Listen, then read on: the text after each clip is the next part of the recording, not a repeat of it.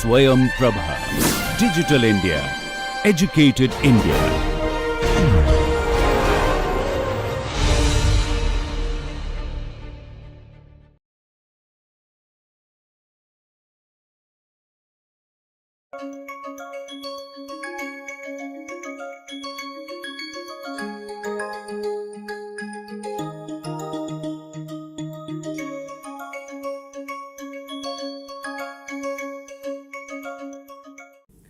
Emotional intelligence is very important in everyday behavior.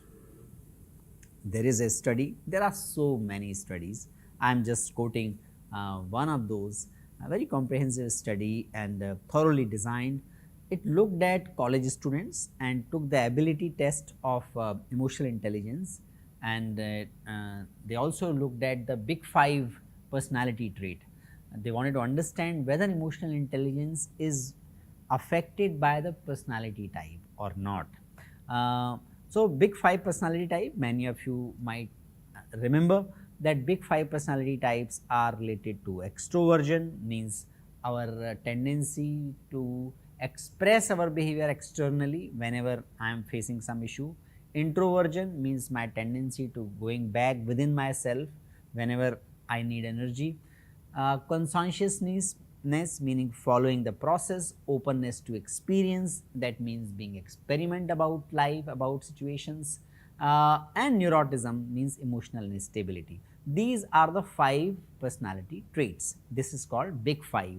The big 5 was assessed, emotional intelligence was assessed, and then they were also asked to provide the life space scale information that looks at the self-care behavior, leisure pursuit, academic activities and interpersonal relations. What in this study was found that women invariably they scored significantly higher than men on the emotional intelligence. However, emotional intelligence was a stronger predictor of the life space criteria for men. For men, if they become emotionally intelligent, that has much more impact on their life space scale related variables. And what happens when someone is suffering from low emotional intelligence or comparatively lower emotional intelligence? Principally, that is related to the inability to perceive emotions and to use emotion to facilitate thoughts, and that was also associated with the negative outcome. And what are the negative outcomes of lower emotional intelligence? In this study, amongst the college students, illegal drug and alcohol use, deviant behavior, poor relations with friends, all these variables were connected to low emotional intelligence. Finding remained significant even after statistically controlling for scores on big 5 and academic achievement. So, that means personality type or academic achievements are not connected to emotional intelligence. In other words, you need to don't worry whatever is your personality type. You need not to worry whether your academic achievement is high or not high in comparison to your colleagues. Still you can have emotional intelligence and still it will pay off. Still it will be one of the most important criteria to be successful in career, and in many situations it is more important than cognitive skills. It is more important in many situations in comparison to academic achievement.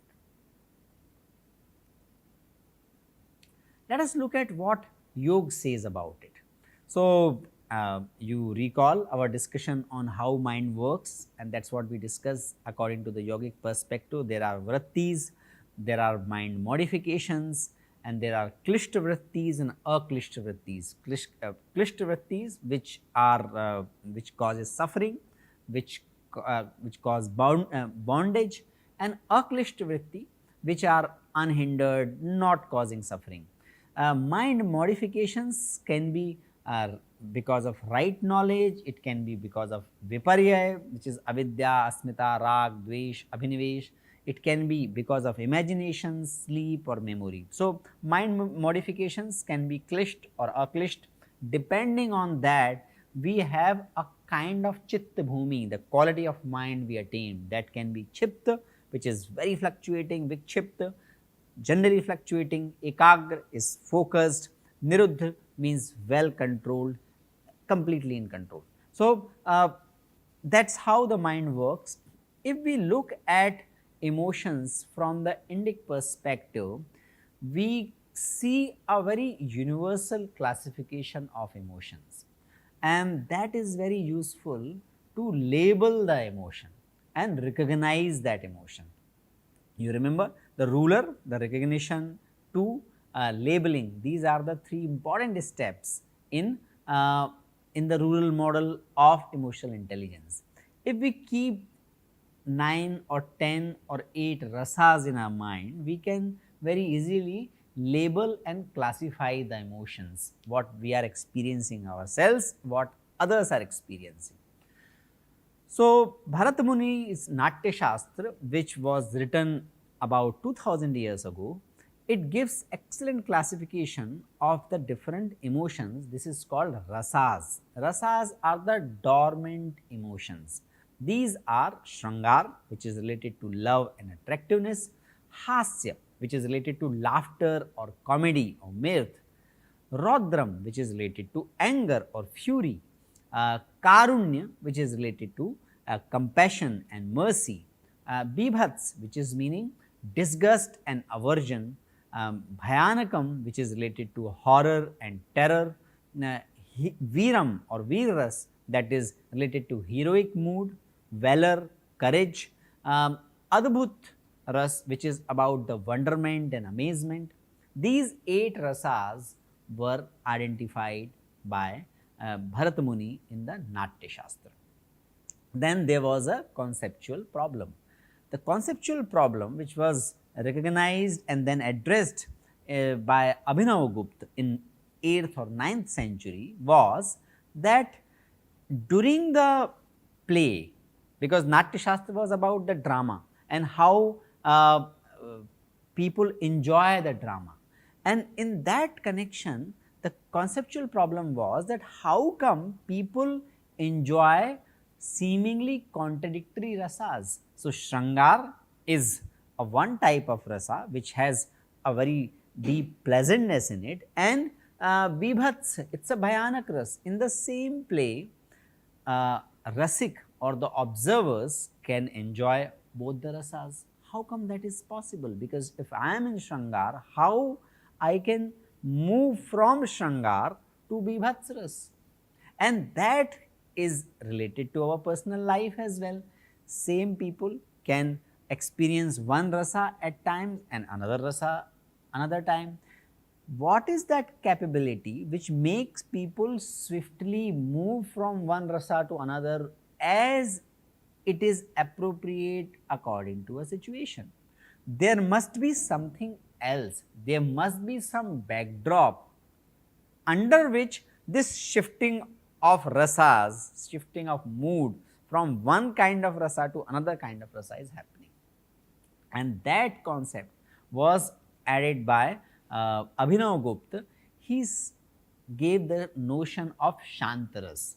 So, Shantaras is like a substratum in which people experience fluctuation, and that fluctuation can be in the form of Shrangaras or Hasyaras and Rodraras, but people then come back to that substratum, and that also is enjoyable, that is also a rasa, that is Shantaras, tranquility. So, Indian perspective and yogic perspective of emotional intelligence is, or emotional balance is, that it is not about having only sweet emotions. We discussed in the second wave of positive psychology as well, there is a recognition, and that is kind of very long recognized in the Indian tradition, that there are no emotions which are only negative or only positive. Negative emotions sometimes result into personal growth, and positive emotions, they may sometimes tilt it toward hedonism, of which in the long run we may have negative outcome. So there are no watertight, strict negative emotions or positive emotions. What is important is to have appropriate emotion at appropriate time, and our ability to come back to samatva, our ability to regain the equanimity. When that capability is there, we call the person sthiti prajna. That's a very highest state. But we that in the normal life, in the day to day life, we call that sthiti called samatva, equanimity or emotional balance. That is required in the day to day life, and our ability to experience different rasas and coming back to Shantaras is the essence of emotional balance as per in the Indian perspective.